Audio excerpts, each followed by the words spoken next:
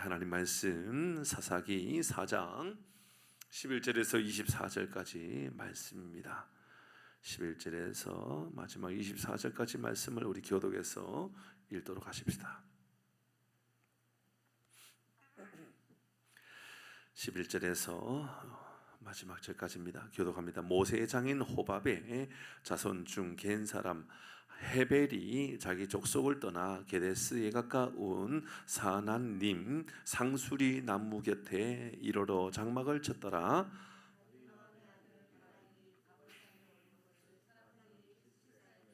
시스라가 모든 병거 곧 철병거 900대와 자기와 함께 있는 모든 백성을 하루셋 하고 임에서부터 기송강으로 모은지라.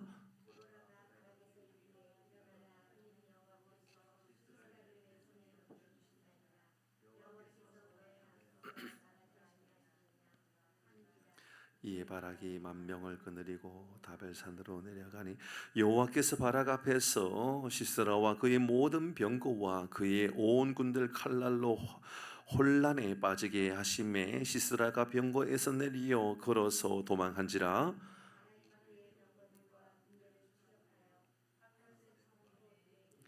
시스라의 온 군대가 다 칼에 엎드려졌고 한 사람도 남은 자가 없었다.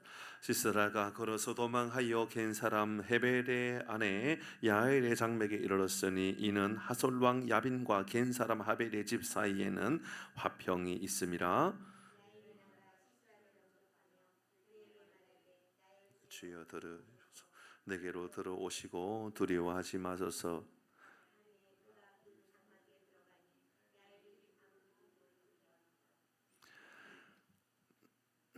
시스라가 그에게 말하되 청하노니 내게 물을 조금 마시게 하라. 내가 목이 마르다 하매 유부대를 열어 그에게 마시게 하고 그를 덮으니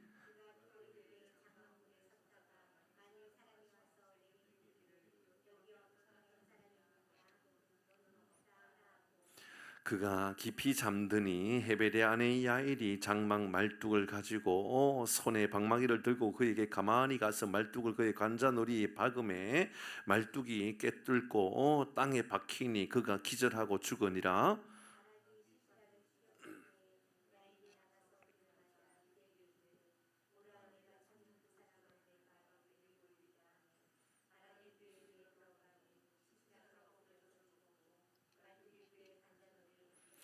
이와 같이 이 날에 하나님이 가나안 왕 야빈을 이스라엘 자손 앞에 굴복하게 하신지라 같이 합니다.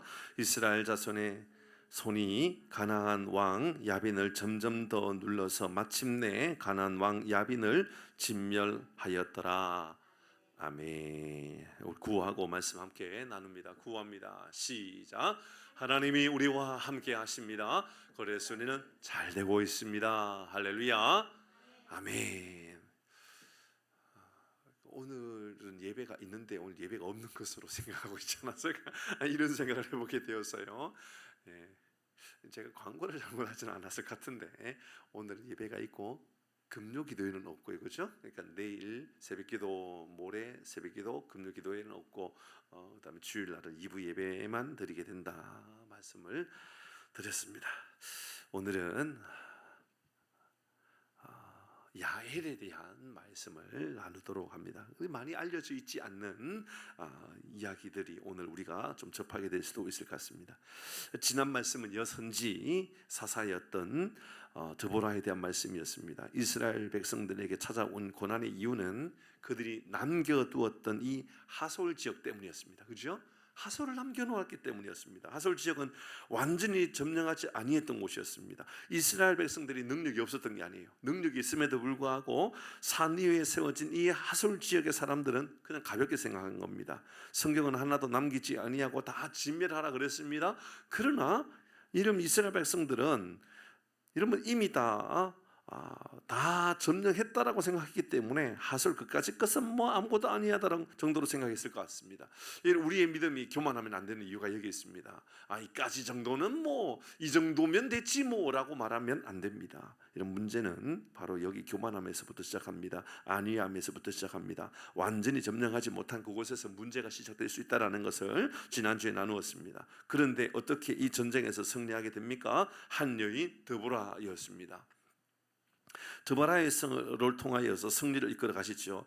그런데 진짜 주목해야 될 것은 드보라가 사사다라고 말하기 전에 그 앞에 나왔던 여선지자 드보라라고 표현했던 것이었습니다. 뭐냐면 말씀을 이끌어가는 사람이었다라는 겁니다. 이건 오늘도 다시 한 번 더 점검해야 될 부분입니다. 우리에게 가장 중요한 교훈은 바로 이거지요. 하나님께서 우리에게 주시는 말씀의 이끌림을 받고 살아가는 사람, 그게 우리에게 승리가 있겠다라는 겁니다. 우리는 말씀을 붙잡고 있습니까? 라는 것이지요. 하나님은 우리를 향하여 무엇을 주목하고 있겠습니까? 우리의 대단한 능력입니까? 우리가 뭔가 할 수 있다라고 하는 그런 자신감입니까? 그렇지 않다라는 겁니다. 우리가 얼마나 실력 있는 사람인가? 우리도 실력이 있어야 되지요. 그러나 실력 있는 것보다도 더 중요한 것은 우리가 얼마나 하나님을 신뢰하느냐입니다. 우리는 실력보다 신뢰가 훨씬 더 중요하다라는 겁니다. 하나님의 관심은 여러분 우리가 말씀을 얼마나 신뢰하고 말씀대로 어떻게 살아가고 있느냐에 주목하고 있다는 겁니다. 자, 오늘은 이제 이어지는 말씀입니다. 바락이 혼자 가지 않겠다라고 말합니다. 드보라가 가면 우리도 가겠다, 그렇게 이야기합니다. 그러니까 드보라가 당연히 간다, 그러니까 걱정하지 말고 바락 너는 가면 된다라고 이야기합니다. 바락이 오늘 본문의 말씀에 대한 내용을 먼저 좀 드립니다. 바락이 다볼산으로 올라갑니다. 산으로 올라갔습니다. 그렇죠? 산으로 올라갔다는 이야기입니다. 가나안 왕 야빈의 군대 장관이었던 오늘 시스라가 나옵니다. 그렇죠? 시스라는 어디로 갑니까? 강으로 갑니다. 그렇죠? 강으로 가서 배치하고 있고, 그리고 지금 바락은 다볼산에 위치하고 있습니다. 시스라가 강에 가 있는 이유는 생각해 볼 필요가 있습니다. 지금 이 가나안 왕 야빈, 이 하솔 지역을 다스렸던 이 사람은 지금 마병을 가지고 있었습니다. 그렇죠? 900대를 가지고 있는 지금 마병을 가지고 있는 사람들입니다. 하나님은 지금 시스라의 병거와 군대를 혼란시키고자 바락은 그들을 추격하여 몰살하게 되는 이제 그런 장면을 오늘 우리가 만나게 됩니다. 자, 주목해야 될 부분입니다. 철병거 900을 가지고 있는 시스라, 여러분 산에서 유리할까요? 땅에서 유리할까요? 산에서는 별로 힘을 쓸 수 없겠죠, 그렇죠? 산 계곡이 많고 골짜기가 많고 그러면 철병거를 가지고 간다 할지라도 그게 어떤 위험성이 있을지, 얼마나 큰 힘이 있을지 우리는 가늠하기 어렵습니다. 그러나 땅에서는 그렇지 않습니다. 땅의 평지길에서는 꼼짝할 수 없는 최신식 무기와 같은 것이지요. 그렇게 생각해 보면 지금 시스라가 철병거 900을 가지고 지금 이들이 있는 곳은 기손강에 이르게 되었습니다. 기손강에 이제 오늘 본문의 말씀을 보면 가나안 야빈의 군대장관 시스라가 군대를 몰살하여서 추격하게 되었던 이제 이 내용들인데, 시스라와 그의 군대가 모인 곳은 기손강이죠. 아마 그들이 강가에 있었던 이유는 이런 이 철병거를 가지고 강가에 있었던 것은 아마 물이 말랐지 않았을까, 그렇게 예측할 수가 있을 겁니다. 물이 말랐다면 이제 며칠 전에도 설명드렸지만 당시에 이 지역은 비가 오면 호수가 되거나 강이 되었다가 며칠만 지나면 바로 말라버리는, 물이 다 빠져버리는 것이죠. 그러니까는 900의 철병거를 가지고 있었는데 이들이 강가에 있었다라는 것은 강에 물이 있다, 물이 없다? 물이 없을 가능성이 많았겠죠. 이제 분위기는 물이 없는 그곳에 그들이 이런 전차 부대를 가지고 그들이 이제 딱 준비하고 있었던 것으로 이렇게 보여집니다. 그때 물이 없는 기손강 인근 지역에 철병거 900을 가지고 있는데 비가 왔습니다. 어떻게 될까요? 그냥 그대로 갇혀버리는 겁니다. 끝난 겁니다. 아무것도 못하는 겁니다. 빠져나올 수도 없는 겁니다. 그때 아마 이 바락과 이 지금 드보라는 아마 이들을 공격한 것으로 그렇게 오늘 본문이 우리에게 보여줍니다. 만약에 그곳에 비가 오지 아니었고 만약에 철병거가 그대로 아주 좋은 무기로 그 기능을 잘 할 수 있었다 그러면, 만약에 전쟁에서 밀리면 철병거 타고 도망가면 그만입니다. 그렇죠? 아니면 공격하면 되겠죠. 근데 성경은 뭐라고 이야기합니까? 15절입니다. 중요한 이야기가 이렇게 기록하고 있습니다. 15절 시작. 여호와께서 바락 앞에서 시스라와 그의 모든 병거와 그의 온 군대를 칼날로 혼란에 빠지게 하심에 시스라가 병거에서 내려 걸어서 도망했다. 여러분, 철병거에서 어떻게 됐어요? 지금 내려와가지고 도망갔다 그랬습니다. 이 말은 철병거가 지금 빠졌거나 힘을 쓸 수 없는 상황이 되었다, 그렇게 볼 수가 있는 것이죠. 이 일을 누가 하셨다? 하나님이 하셨다, 그 말입니다. 하나님이 그들을 혼란에 빠지겠다라는 것은 그곳에 비를 내리게 하심으로 그들이 꼼짝달싹 할 수 없도록, 여러분, 그들은 이제 더 이상 좋은 무기로서 역할을 할 수 없었던 겁니다. 왜 우리는 이렇게 생각할 수 있느냐 하면, 분명히 15절에 보니까 병거에서 내려 걸어서 도망했다 그랬는데 그냥 그걸로 끝나지 않아요. 17절의 말씀 또 보십시다. 17절에도 같이 읽어봅니다. 시작. 시스라가 됐습니다. 시스라가 어떻게 했다고요? 걸어서 도망했다라고 이야기합니다. 이것은 분명한 사실이었다고. 철병거를 타고 말을 타고 도망갈 수 있는 상황은 아니었다. 그러니까 다 내려서 도망갈 수밖에 없었다, 그렇게 말합니다. 저는 이 말씀을 묵상하면서 이런 생각이 들었어요. 아무리 강력한 무기를 가지고 있다 할지라도 그 무기를 버리고 도망갈 수밖에 없는 그런 상황을 하나님이 만들어 주실 수 있다라는 겁니다. 여러분, 어떤 사람이 힘을 가지고 우리를 공격합니까? 하나님께서 그 힘을 꼼짝하지 못하게 하면 그 아무것도 아닌 겁니다. 어떤 사람이 돈을 가지고 권력을 가지고 믿음의 사람들, 여러분들 공격하고 힘들게 합니까? 하나님이 그 힘을 빼버리면 끝난 겁니다. 아무것도 아닌 겁니다. 그냥 걸어서 도망갈 수밖에 없는 겁니다. 철병거 900이 무서워가지고 어찌할 바를 몰랐고, 바락은 그게 무서워가지고 우리 전쟁 못 간다고, 그러니까 드보라 당신이 우리와 함께 해주면 우리가 갈 수 있다라고 말할 정도로 철병거는 정말 무서웠던 겁니다.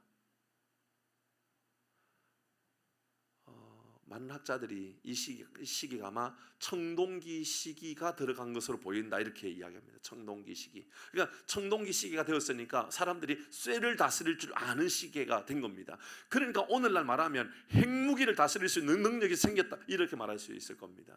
그러니까 꼼짝달싹할 수 없는다. 그런데 하나님께서 그거 막아버리면 아무것도 아니다, 그 말을 하고 있는 겁니다. 사랑하는 성도 여러분, 여러분을 대적하는 그 누구도 하나님이 막으면 꼼짝달싹할 수 없는, 하나님이 막으면 아무리 최신식 무기라 할지라도 그 무기가 아닌 줄 믿으시길 바랍니다. 우리는 이 믿음을 가져야 됩니다. 하나님, 당시에 바락은 철병거가 무서웠습니다.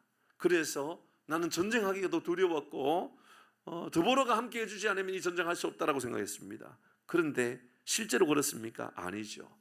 여러분, 분명히 기손강에서 여러분 그들이 진을 치고 있었는데, 여러분 기손강에서 시스라가 진을 치고 있었지만 하나님께서 비를 내리시니까 철병거가 그가 아무것도 아닌, 그냥 놔두고 도망가야만 되는 그런 상황이었지 않았습니까? 이것은 오늘날 우리에게 주는 교훈입니다. 시스라가 도망하여 이제 어떻게 해야 됩니까? 야일의 장막에 들어가게 됩니다. 야일의 장막에 들어가서 깊은 잠을 잘 때에, 오늘 보니까 야일이 장막을 쳤던 말뚝, 장막에 아마 이 장 고정하기 위한 말뚝이시겠죠. 그 말뚝을 가지고 한 손에는 망치를 가지고 와가지고 시스라의 관자놀이가 어디예요? 여기 그죠? 귀하고 눈하고 사이가 이 관자놀이 아닙니까? 이 관자놀이에 말뚝을 박아버립니다. 박았는데 여기 통과해가지고 이쪽으로 빠져가지고 땅에 박혔다고 그랬습니다. 오늘 성경에 엽기 인형이죠. 성경을 제가 또 말씀을 읽다가, 성경을 제가 설교하면서 설명을 해야 되는데, 뭐 이런 흉측한 남자입니까, 여자입니까? 여자입니다, 여자. 이 이야기 오늘 우리가 다시 접해야 됩니다. 드보라가 아닙니다. 지금 오늘 본문이 나오고 있는 이 야일은 여자입니다. 여자가 말입니다. 그럼 그 군대 장군이었던 시스라의 관자놀이에 말뚝을 박아가지고 즉사시켜 버렸습니다. 무슨 이런 일이 있을 수 있습니까? 자, 이 말씀을 우리가 한번 생각해 보십시다. 우리가 이전 주에 한 여인, 한 선지자, 라피도스의 아내였던 드보라라고 하는 여인을 생각했습니다. 그냥 여인이라고 말하지 않고 그는 여선지자다, 라피도스의 아내다, 또 뭐 여사사다, 계속해서 여자라는 것을 강조했었습니다. 하나님의 역사는 남자나 여자나 중요하지 않고 하나님 앞에 순종하고 하나님의 능력 안에 있는 사람을 사용합니다. 오늘도 또 한 여인을 만나는데 야일입니다. 이 야일이 어떤 사람입니까? 오늘 11절 말씀을 읽어보십시다. 오늘 본문 11절입니다. 시작. 모세의 장인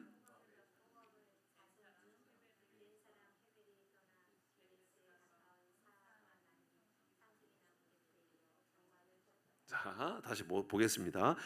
모세의 장인 호밥의 자손 중 갠 사람 헤벨이, 자, 갑자기 모세의 장인이 등장합니다. 이드로 아닙니까? 그죠? 이드로. 모세 장인 이드로인데 또 다른 이름은 호밥이라고 오늘 기록하고 있습니다. 아마 그 지역의 이름으로 불려지는 것 같습니다. 모세의 장인 호밥이, 이드로가 그의 자손 중에 갠 사람 헤벨이라고 하는 사람이 있었단 말입니다. 그의 헤벨이 있었었는데 자기 족속을 떠나 게데스 가까운 사하나님 상수리 남의 곁에 있는 장막, 그곳에 장막을 쳤습니다. 헤벨이 바로 모세의 장인 호밥의 사람이다라고, 자손이라고 헤벨을 소개하고 있습니다. 성경은 라피돗이 아니라 그의 아내 드보라 이렇게 소개했잖아요, 그죠? 라피돗을 소개한 것이 아니라 라피돗의 아내였던 드보라. 오늘은 헤벨의 아내 야엘 이렇게 소개하고 있습니다. 그러니까 분명히 족보로 따질 때는 헤벨을 소개해야 될 것 같은데 헤벨의 아내인 야엘을 소개하고 있고, 라피돗을 소개해야 될 것 같았었는데 지난주에는 라피돗이 아니라 그의 아내 드보라가 소개되었습니다. 헤벨이 아니라 그의 아내 야엘을 주목하고 있는 이유가 좀 독특합니다. 자, 17절 말씀을 다시 한번 조금 전에 읽었었는데 읽어볼까요? 시작. 시스라가 걸어서 도망하매 하여 갠 사람 헤벨의 아내 야엘이 장음하게 이르렀으니, 자, 시스라가 도망가는데 누구에게 도망가느냐? 헤벨의 아내 야엘에게 그 동네에 들어갔다라는 겁니다. 그리고 그 장막에 들어갔다라고 이야기하고 있습니다. 야엘의 아내 야엘은 남편이 헤벨이었다라고 말하고 있습니다. 헤벨이 어떤 사람이었을까요? 자, 헤벨이 어떤 사람인지 17절의 말씀에 보니까 아주 중요한 교훈을 합니다. 이는 하솔 왕 야빈과 갠 사람 헤벨의 집 사이에는 화평이 있습니다. 아주 주목해야 될 단어가 나오죠. 지금 누구하고 지금 평화를 누리고 있습니까? 헤벨하고, 그러니까는 오늘 본문에 보니까 모세의 장인 호밥의 사람이었던 헤벨하고, 그렇죠? 가나안 사람이었던 시스르하고 지금 친하다, 사이가 안 좋다? 친하다라고 이야기하고 있습니다. 아니, 이상하지 않습니까? 지금 원래 친한 관계입니까? 아니죠. 지금 전쟁 중에 있는 겁니다. 여러분, 우리는 모두 다 이런 화평을 원하고 살아가는지 모릅니다. 이런 데 썩으면 안 됩니다. 가짜 화평입니다. 여기에서 나오는, 여러분, 이들의 눈물은 회개가 아니라 그냥 눈물이었을 뿐인 것처럼 여기에 헤벨의 집 사이에는 화평이 있었다라고 말하는데 이 화평은 진짜 화평이 아닙니다. 가짜 화평입니다. 하나님이 원하시는 삶의 방식의 화평이 아닌 겁니다. 하나님은 이스라엘 백성들이 가나안과 친하게 지나고 말씀하신 일이 없습니다. 하나님은 그들을 결박하고 철저하게 정복하기를 원하셨습니다. 그런데 헤벨은 그냥 안 싸운 것이 좋겠다라고 여긴 겁니다. 차라리 그냥 이런 화친 조약을 맺고 살아가는 것이 좋겠다라고 생각했던 것으로 보입니다. 그래서 헤벨은 가나안 왕이었던 야빈 사이에 이 화평 조약을 맺고 서로 우리 편안하게 화평을 누리고 살아가자라고, 적당한 관계를 누리고 살아가자라고 이야기한 겁니다. 악에 대하여서도 어둠에 대해서도 적당한 관계를 맺으면서 타협하면서 살아가자. 그래야 우리가 부유해지는 것 아니냐. 하나님도 믿고 세상도 좋아하고, 하나님도 믿고 권력도 좋아하고, 하나님도 믿고 욕망도 따라가고, 하나님도 따르고 욕망도 따르고, 오늘 새벽에 말씀드렸던 것처럼 말이죠. 욕심도 따르고 하나님도 따르고, 그런 일들이 지금 누구에게 있느냐? 이 헤벨에게 있었던 겁니다. 헤벨에게. 여러분, 겉으로 볼 때는 헤벨은 좋은 정치인입니다. 그렇죠?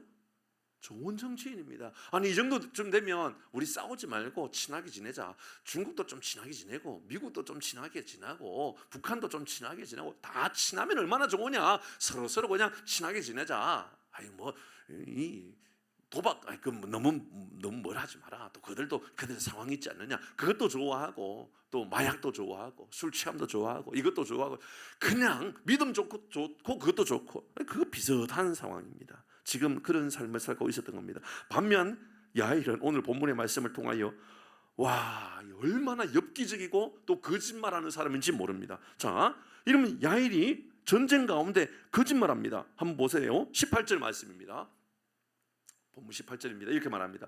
야일이 시스라가 왔다라는 것을 알고 나갑니다. 그리고 영접하여 그에게 이렇게 말합니다. 나의 주여 들어오소서. 장막에 들어오십시오. 나의 주여 들어오소서. 이런 말은 왜 했을까요? 그의 남편 헤벨이 친하니까.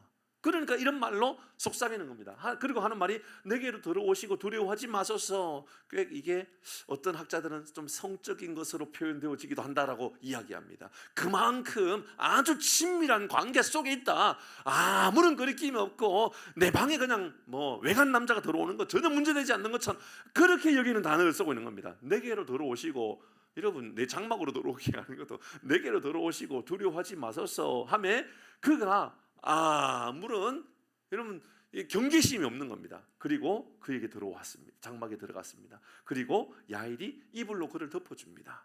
여러분 여기까지 보면 여러분 지금 이게 야일의 본심의 마음입니까? 거짓된 마음입니까? 다 거짓된 마음입니다. 여러분 세상 사람들 볼 때는 다 욕할 겁니다. 뭐 다 거짓말하고 있는 거 아니냐고 이렇게 말할 겁니다. 근데요 그 다음에 볼까요? 19절입니다. 그 다음에 19절 이렇게 말합니다. 같이 읽어봅니다. 시작. 시스라가 그에게 말하되 청하노니 내게 물을 조금 마시게 하라. 내가 목이 마르다 하매 우유 부대를 열어 그에게 마시게 하고 그를 덮으니. 여러분 물 좀, 내 목이 마르니까 물 좀 달라. 그러니까 물이 아니라 우유 부대를 열어서 우유를 줍니다. 아마 따뜻하게 우유를 데워서 몸을 좀 녹이도록 그렇게 전쟁에서 다 져가지고 도망가고 있는 시스라를 불러들여가지고 이곳에서 좀 회복하고 기력 좀 회복하고 일어나라고 그렇게 말하는 것처럼 보여집니다. 이렇게 환대하여 정말 마음의 안도심까지도 주었을 것입니다. 그리고 시스라가 깊이 잠들었을 때에 야일은 장막을 고정하는 말뚝을 가지고 말씀드렸던 것처럼 시스라의 관자놀이 정확하게 박아버려서 그 자리에서 즉사시키고 맙니다. 여러분 성경에 이런 엽긴 일을 본 일이 있습니까? 아니 이렇게까지 또 적나라하게 누군가를 죽이는 일에 이렇게 소름 돋게 표현한 일을 본 일이 있습니까? 저는 성경을 읽으면서 야, 가장 무서운 여자가 여기 있었구나. 세상에 이렇게 무서운 여자가 또 어디에 있을까?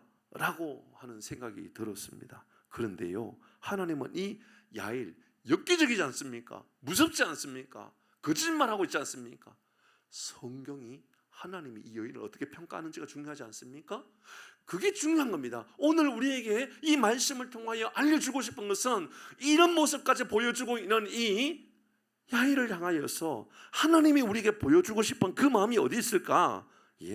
그 다음 장입니다. 사사기 5장 24절에 이 여인을 향하여 이렇게 이야기하고 있습니다. 같이 읽어봅니다. 시작. 겐 사람 헤벨의 아내 야일인 다른 여인보다 복을 받을 것이니 장막에 있는 여인들보다 더욱 복을 받을 것이니. 하나님은 이 여인을 칭찬하는데 이 여인은 다른 어떤 여인들보다도 복을 받을 것이라고, 가장 훌륭한 것이라고 하나님은 이를 칭찬하고 있습니다.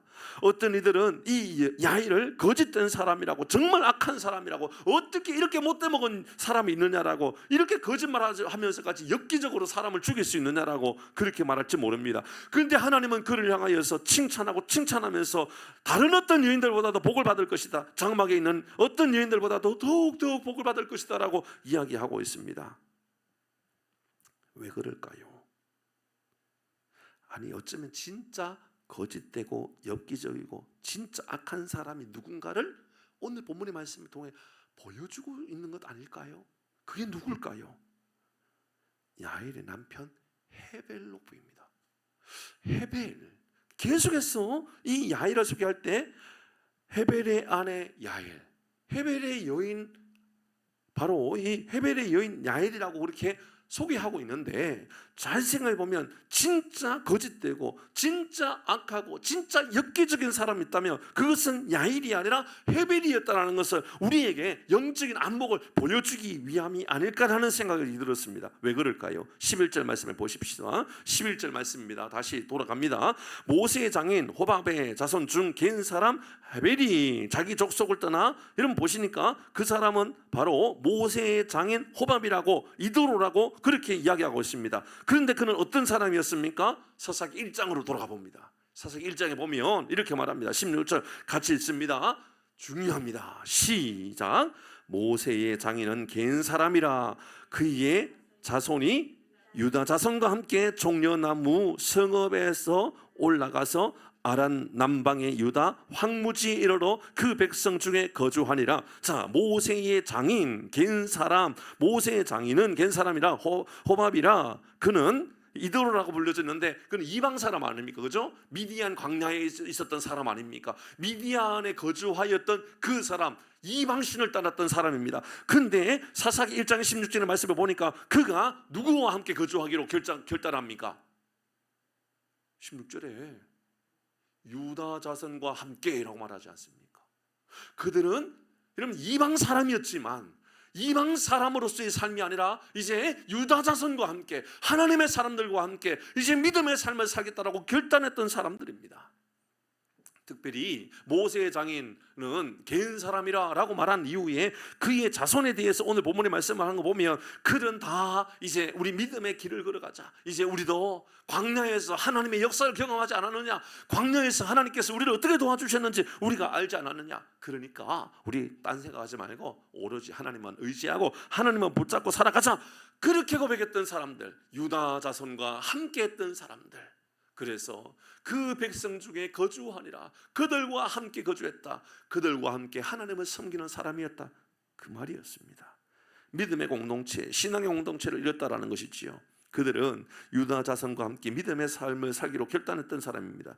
그들이 처음부터 믿음이 있었던 건 아니지 않습니까? 그렇지만 광야에서 하나님의 역사하심, 그것을 보면서 하나님이 진짜 하나님이구나, 그것을 온전히 깨달았던 사람들 아닙니까? 그래서 오늘 17절의 말씀에 보니까 이 말씀을 보셔야 됩니다. 자, 이랬던 사람들이 오늘 17절의 말씀, 4장 17절에 시스라가 그래서 쭉 이야기하고 마지막 부분에 헤벨의 집 사이에는 화평이 있음이라 라는 것은 지금 그들이 유다 자손과 친하다입니까? 가나안 사람과 친하다입니까?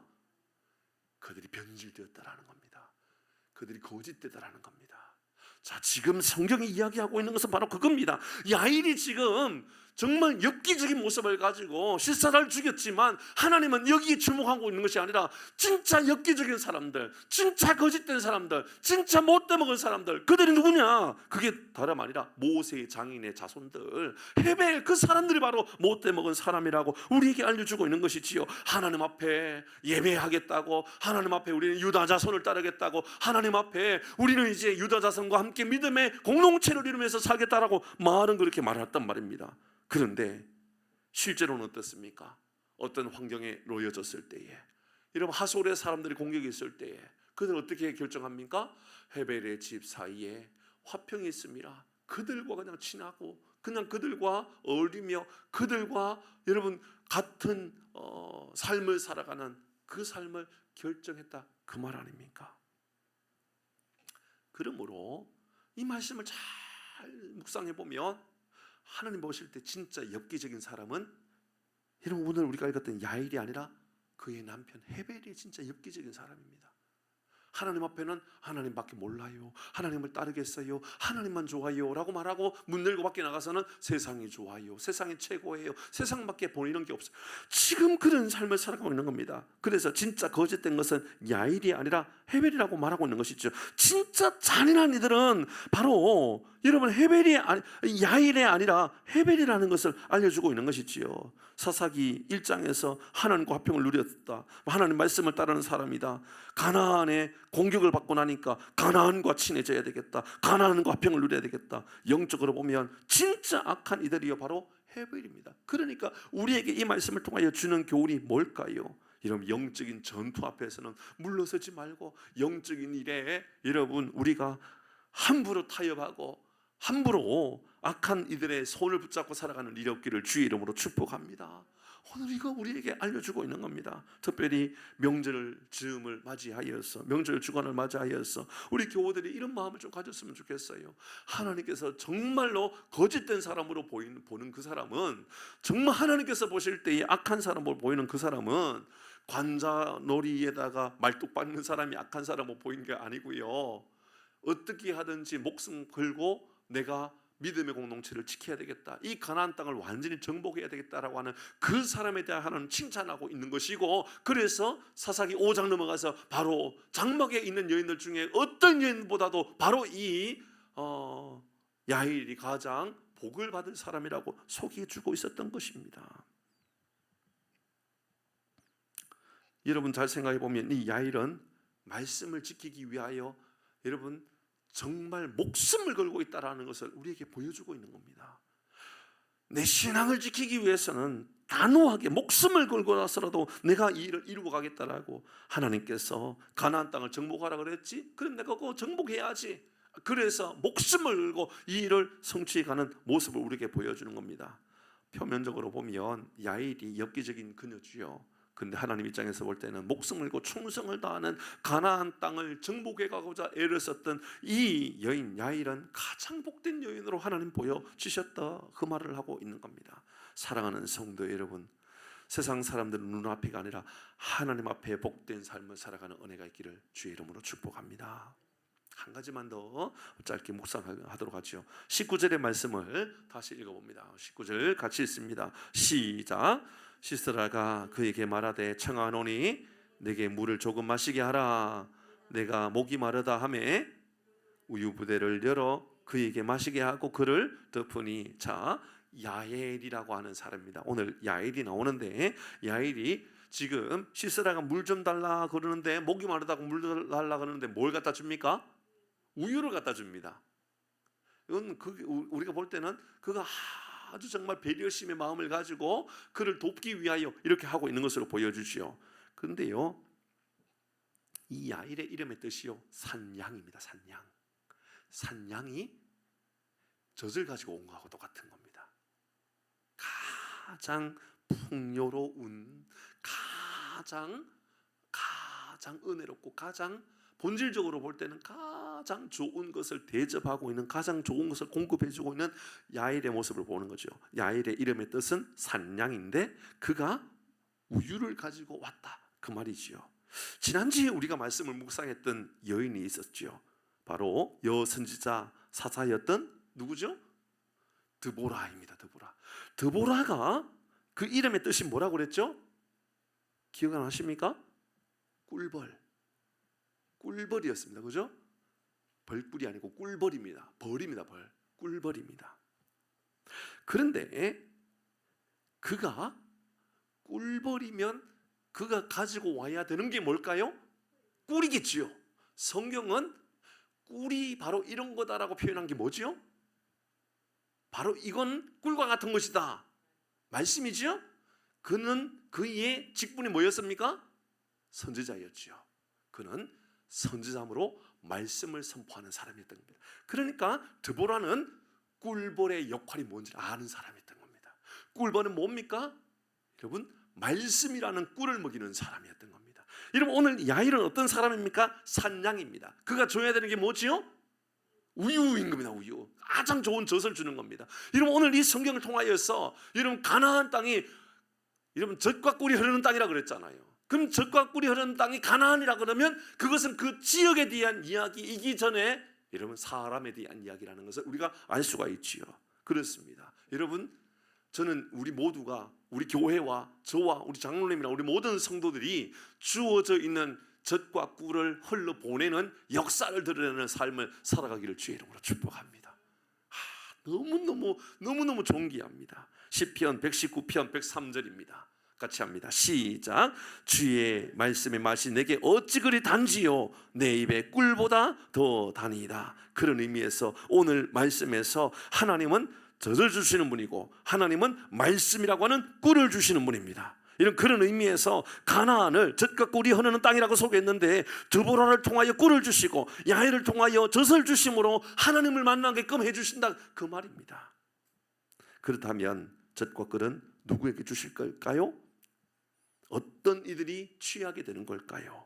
그것은요, 능력 있는 사람, 힘 있는 사람에게 젖과 꿀을 하나님께서 주시는 것이 아니라 이런 믿음으로 충성을 다하는 사람, 믿음으로 가나안 땅 앞에 화평이 아니라 화평 조약을 맺고 살아가는 사람이 아니라 말씀의 자리를 지키고 충성된 하나님의 사람으로 살아가려고 결단하는 그들을 향하여 하나님께서 꿀을 주시고 젖을 주시는 분이다 말씀하고 있습니다. 그렇다면 믿음에 순종하는 사람, 말씀을 따라 살아가는 사람, 그 사람 어떤 사람입니까? 세상과 화평 조약을 맺는 것이 아니라 순결한 삶을 살아가는 것, 거짓과 싸울 줄 아는 사람, 이 사람에게 하나님께서 우리의 평생에 젖과 꿀이 흐르는 놀라운 역사를 허락해 주실 줄 믿으시길 바랍니다. 두 가지 나누었습니다. 하나는 정말 하나님 보실 때에 충성된 사람, 그 사람은 바로 야엘이라고 하는 이 여인이었습니다.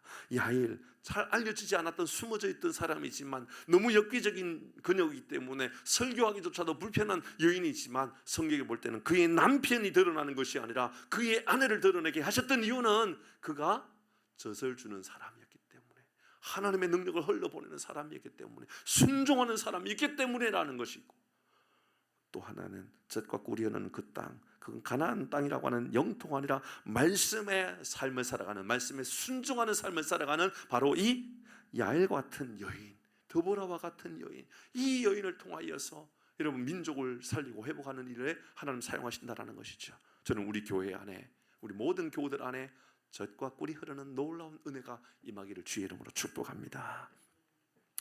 보라